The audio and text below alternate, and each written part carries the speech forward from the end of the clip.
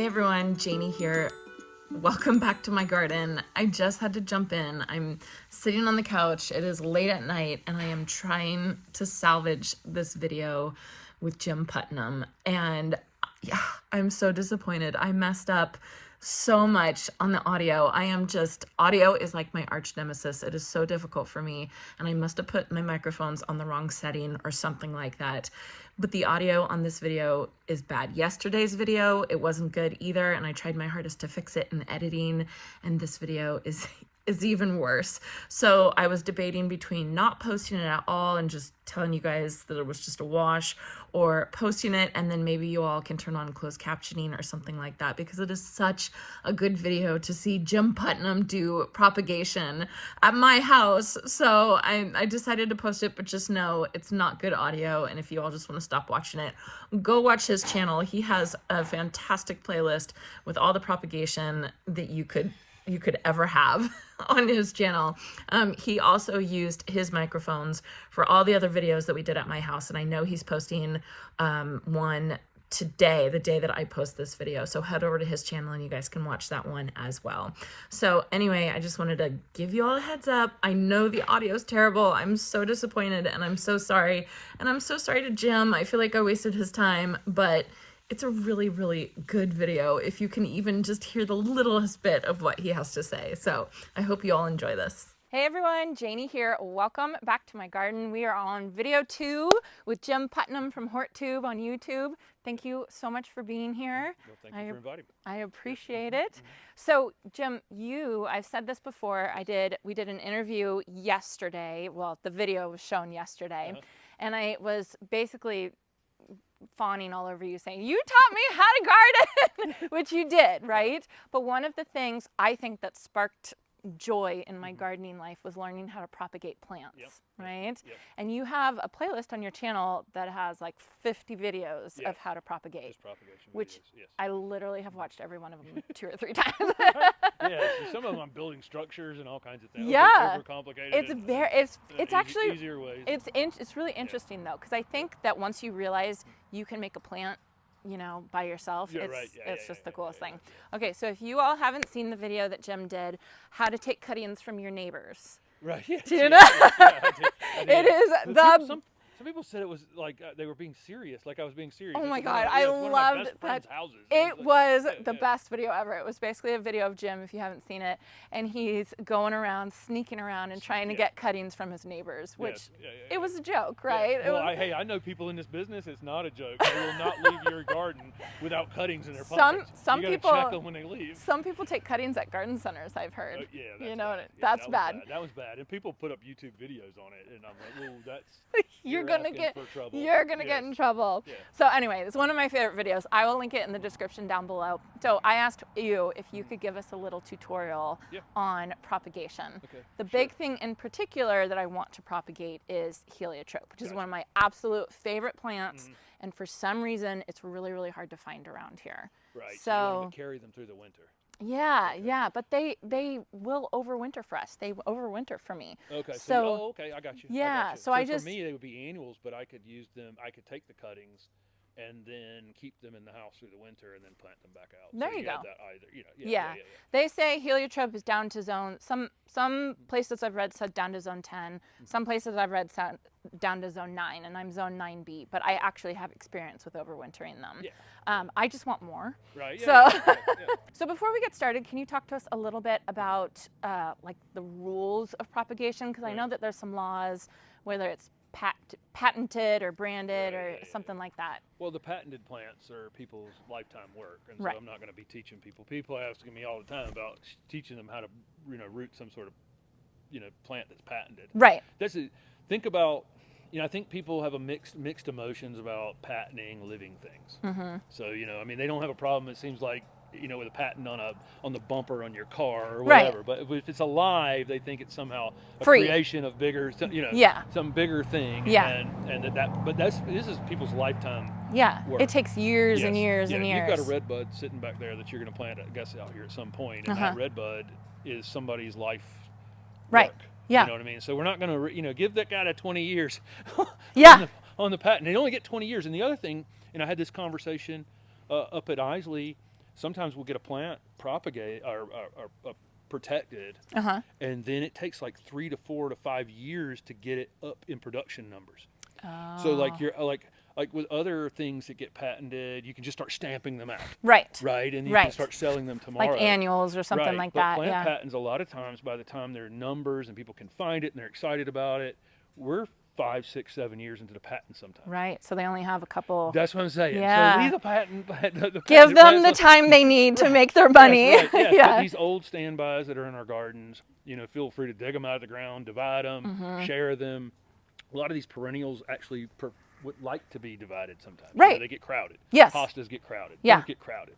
And then there's things we want to just carry through the winter. I bought a coleus that I really loved, and I know it's going to die. How, you know, you can root it, carry it through the winter, plant it back in the garden the next season. How do you root your coleus? Do you water root it or stick it? You can, we'll water root them or stick them. It doesn't really matter. Okay. It doesn't really matter. But you could on your heliotrope Yeah. back here. So this is the plant that I'm talking about. I'm sure you all have heard me talk about this plant before. Yes. It smells incredible. It's one of my favorite. I love it so much. And for some reason, I can never find it at the plant store. Interestingly, with heliotropes, they used to be far more popular. Really? And now, you know, they made a comeback because we've seen some breeding in them to make them. I'm going to try and make them come back because I love them so much. But yeah, they used to be far more popular than they are now. The fragrance is fantastic. It's the best. Yeah. And the color I just think is so pretty. So so I'd love for you to show us what your technique would be for propagating this plant. So I'll go down. What I'll do on a cutting like this is I want kind of semi-hardwood cuttings if I can get them. So I've got some white flies on a verbena. Yeah, just ignore my white flies. Yes, right. But it's not on this. It's not on this. So this is one thing is I want this to actually have the insect problem. Right? Okay. So and they're this is nice and clean foliage. We want to get rid of the flowers.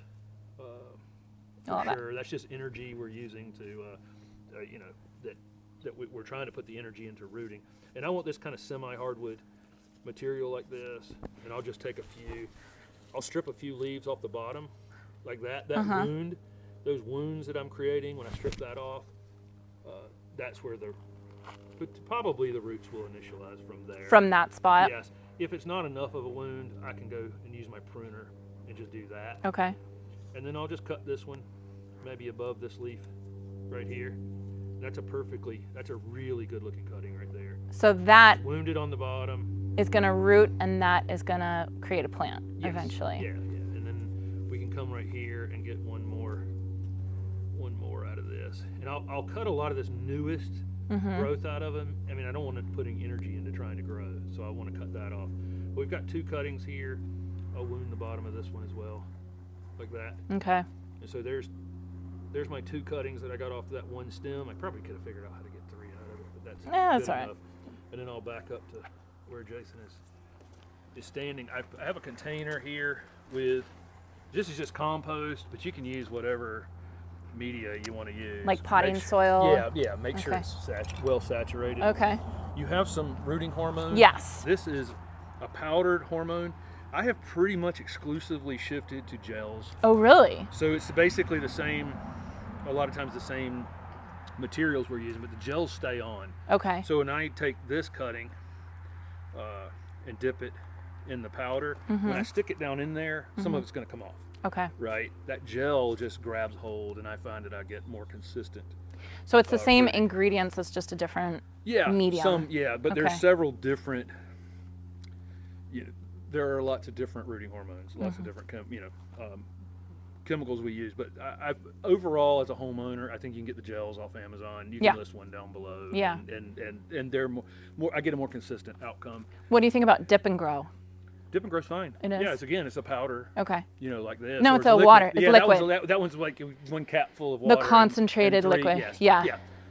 Perfectly fine. Okay. Because all you're trying to do is, what this is actually doing is burning some of those cells along that wall there. And that reaction is what's stimulating. That callousing, is what stimulates the rooting on it.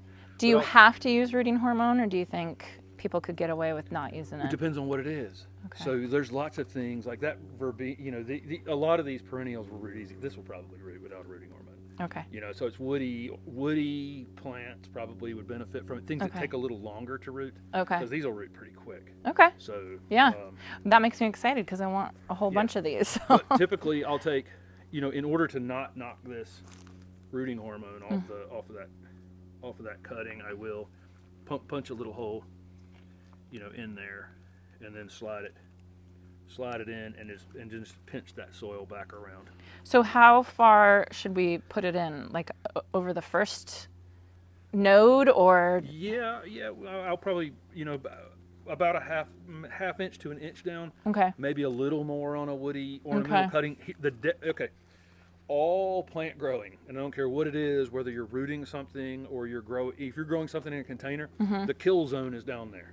Oh. That's where the water is going to collect. Oh. So you know, there's a band in here where that water is. Yeah. Where this would be, it'd be bad down there. It'd be too much, right? Yeah, I was wondering why you asked for a gallon pot, right? Yeah. And is that because you want to keep the cutting away from the kill zone? Well, I did this more just because this was a home demonstration. Got But it. I generally root them in 50 cell flat trays. Yeah. But I try to find the deep ones that are about that deep. Yeah. And then I only stick the cutting in about halfway down. So Yeah. I never get it down toward that bottom Okay. part. That's Interesting. where you're gonna have a problem. We could put 4 cuttings in here easily. Okay. And then we can just take these 2 pieces of bamboo, and we'll put this bag. So this is kind of a rudimentary way of doing it. It's a greenhouse. You Yeah. gotta keep it out of the direct sun. Okay. I'd put it on the back porch on a warm day. Okay. And you can mist under here. And I'm gonna fail at putting this bag on. But How- I put it on right before we start. Yeah, there you go. There we go. There's a little rudimentary Nice. greenhouse we made from a gallon Ziploc bag. Yeah. A used plastic pot, a handful of compost. Absolutely. And then Hopefully you have cuttings from a plant that I already had, Yes, right? yeah. And so if these work, they're going to root. that Right. one right here, just as an example, this one's a little iron deficient or something. Yeah, weird. yeah. So I probably wouldn't have taken. That's probably not my first. If anybody's watching this is probably not my first choice. Yeah. I did this in a. I didn't grabbing I didn't give them a lot of choices. Right, but I mean the rest of that plant's totally green, and Yeah. I managed to get the one branch that was iron deficient. I think all of these plants are having issues because I'm not really, I'm a little limited on what I can take care of these days. So I got one other technique Okay. that I'll show folks. Yeah. So this is just a used black nursery container. It's kind of thinner, and again I filled it up with the compost. Yep. Out here, I'll take this container and we're gonna hurt it, but we can use it several times. I'm gonna cut down the side Okay. about that far, okay, and then I'm gonna cut another piece like this and just cut a V Okay. basically out of that, okay, and then we'll go over here to this other side and do this same thing. Okay. I don't know this technique, so I'm interested. I must have missed this video that you did this. We're just gonna, okay, and then we're gonna go over to your star jasmine. Okay. You're working on the star jasmine design on the side of the house. Yep. My espalier. Yes. So maybe you end up at some point needing another one. Uh-huh. I think I always need more star jasmine, Right. so. Okay, so this, we're just gonna make a little trench across the middle of that pot. You can see that? Okay. This part of this limb, any shrub that you can bend over, vine, whatever it is, woody shrub like this, we can take and strip a few leaves off along here, like this. Star jasmine's funny. It's like this. I did not like rooting these when I was in the nursery business. Yeah. But we had to grow thousands and thousands of these, but they bleed with this like glue. Sappy stuff. Oh, it's just yeah. impossible to get off of anything. So, but I will take this. Let me do a hair more there. I'll take this. It has plenty of wounds along Okay. here to find a place. Okay, and then I'll stick it across that, cover that branch like that. Mm-hmm. See it. Okay, and then I'll take a rock or a brick. Oh, Doesn't matter interesting. what it is, and we're just going to leave it attached to this Oh, interesting. until it roots into this container, and Okay. then we'll just cut it from the parent plant after it's rooted in. And it will be a a whole new plant. It'll be a whole new plant. This part right here will be a whole new plant, and then you can correct the lean on it when you plant it into a larger container. Okay. Or plant it into the ground or whatever. But that's. So could you do that straight down into the ground, like just? I could have buried it into the ground. The reason I'm doing it in the container. Yeah. Yes, you can bend a limb over, put the mulch over top Yeah. of it, and root it exactly like I just did. Yeah. But this, now I'm going to cut it here, and I've got it where I can. You can take it wherever you want. I don't have to worry about transplanting it out of the ground. That's awesome. Yeah, it's much less stressful to do it this way. So how long do you think that'll take to root in? Like how? In your climate here, where they're still actively growing, it won't take but a few weeks. Do you see? I mean, this thing has grown like a foot in the past month. It's crazy. Yeah. For us in the east, the best time of year to be rooting cuttings is going to be on semi-hardwood material. So this newest growth up here, I don't like, but I don't like the really old woody growth down there. It's somewhere in the middle here, the semi-hardwood cuttings. Okay. In the east, we get things grow like they come out of dormancy, they grow like weeds, and then they start to harden off in the early summer, and that has the time that we can do it. So really, early really summer for you it's guys. the best time for everybody. For you here, where you've got no winter, basically, it may actually be less stressful to do it this time of year. Yeah. And a lot of the places along the Gulf, Yeah. and out here, they'll do most of their propagation in the winter. Yeah. It's just less stressful overall. When I was learning from you how to do propagation, and you would talk about semi-hardwood, and Yes, and I would just get so confused because I'd be like, "What is he talking about?" I don't understand. The coloration will change on the wood on the plant when it's old wood. Right.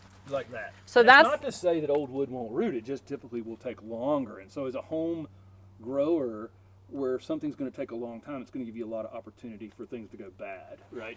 And then the most tender new growth up here on the very, very top of this, it requires things to go perfect all the time. Oh. Like if that thing dries out, you're done. you're done, and it's over real quick. Interesting. This gives you the quicker rooting that would. Yeah. Without the Having it difficult. Yeah, And right. Okay. And So it gives you some room to forget for a few hours. Okay. Right. Yeah. Right, yeah. So this is how you're doing it these days, right? For propagating Yeah, we stuff. just go around the garden and hide these, and this is obviously we've done this in in a very high profile spot, but My entire garden right now is a work in progress. We can do, believe it or not, we have these pots tucked up under other. Oh, other neat. plants, Oh, and that's so really then cool. We just cut them away later. And Oh, that's fantastic. Yeah. Yeah. I Sometimes just think knowing how to propagate is such a key thing for a gardener, because then it's like you can make that decision if you want to, make another plant or something like that.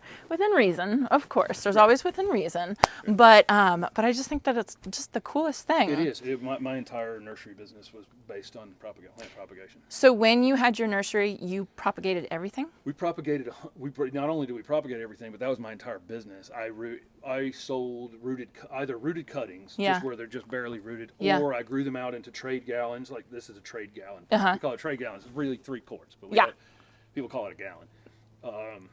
I grew trade gallon material about this big, and I sold it to other nurseries, and they finished them. Oh, interesting. So yeah. So you're like, there are a lot of nurseries out there that don't know propagation whatsoever, and they rely on other people to do their propagation. You would think it would be so easy for them to just take cuttings. And it just depends on where they are, what type of systems they have in place. Yeah. So you have to have propagation and finished material are 2 completely different things. Right. And so you have to have the right people. Right. Right. So in some of your videos, your backyard propagation videos, you had this whole mister system with the greenhouse and all that kind of stuff. And they can go back and watch it. You can build it for. Yeah. It doesn't cost much. It's pretty interesting. Yeah. What's the benefit of having that mister system on all your cuttings? You can just do a lot more, Okay. and you can walk away. You don't have to worry You about take it. a vacation. You don't have to worry about under that little plastic bag over Yeah. there if I'm, keeping the leaves moist on it or watching whatever. it. Yeah. With that mist system, it came on, as it dried out. What did you call it? It was a leaf? I've got a leaf, and I also explain a leaf to everyone. It's a little metal box that you can see on my channel, but it basically has a little metal, what amounts to a leaf hanging off the side of it, and when the mist comes on, it weights it down and then turns it off. As it dries out, it rises back up again and turns the water back on. That's so interesting. And then and so it allows you to leave. Yeah, you can go on a trip. Yeah, right. Maybe not 2 months, Yeah, but right, exactly. But that's, yeah, it's really interesting. I think that's where I was like, this is a little out of my league, is when you started talking about the leaf. But the whole leaf is actually probably, if you were trying to make a small backyard nursery, the thing I would start with. Really? It's the easiest of all. Are It they literally plugs in and on one end and then plugs into your Where valve would you on the get other. one of those? Like Amazon? Yeah. Really? Yeah. Interesting. They're not inexpensive, but they're I mean, it's just, they've Yeah. been around forever. They'll last for years and years and years and years. That'd be interesting to put that like in a greenhouse, to use that Yeah. as like, you know, the whole thing in your greenhouse. Yeah, and it everything like works. It works great for that. that. Interesting. Yeah.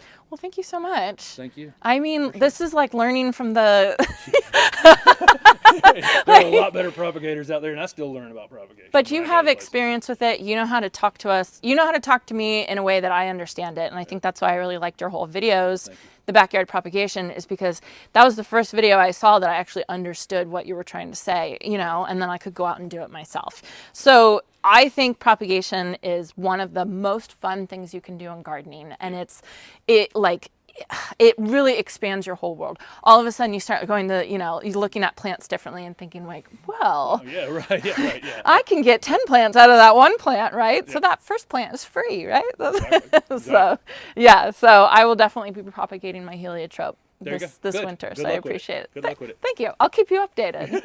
So thank you for being here. Everyone check out Jim's channel. I'm sure you guys already watch it. He has a channel up, or a video up, that should have gone up yesterday. Well, when are you posting the garden tour video? Not till later? Years, yeah. Monday or Tuesday, Wednesday. Okay, so he's doing a garden tour video for my channel, and then a couple question and answer videos here. But you have some really interesting videos of your entire trip all over the country. Yes. Which I think is awesome. So make sure you guys check those out. I'm sure you're already subscribed to him. Thank you for being here. Thank you. Hope you all enjoyed this, and I hope you all have a chance to get in your garden today.